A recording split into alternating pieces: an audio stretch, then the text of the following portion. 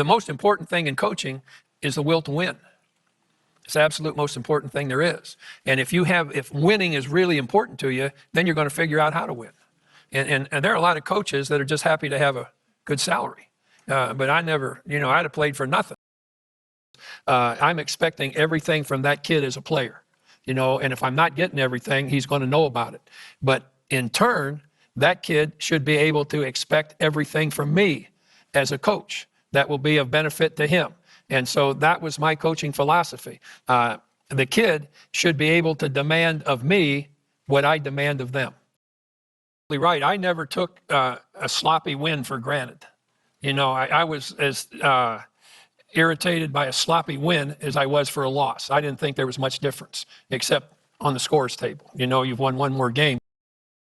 Here's what I believe you can do. I don't care what you think you can do or what your parents think you can do. Here is what I think you can do, and if you'll do this, we're going to win. And that's been pretty much the way that it's gone throughout my career in coaching. I thought that I had two things that I was responsible for as a coach. Number one, and most important, was that the kids that played would get a degree. The kids that played would have an opportunity to get into the world. And that was, I think, more important than winning games. And that was awfully important. But I thought that my responsibility above all else was to see that in the process of playing, they had an opportunity to play and win games, but also they conducted themselves academically in a way that they'd be able to go out and work. I said, you should be really proud, and I am proud to have coached you, but you should be very proud yourselves. And what you should take the most pride is that you overcame less than good play in the first half. And you gave everything you had, not just to squeeze by a team, but to use your abilities to the full extent that you had in beating Michigan here today. I like dealing with kids.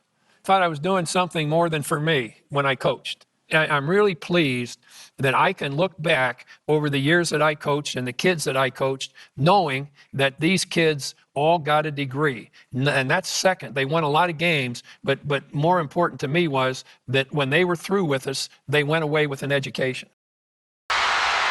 Indiana can win it. And they decide to put Douglas on Alford. And they go man-to-man.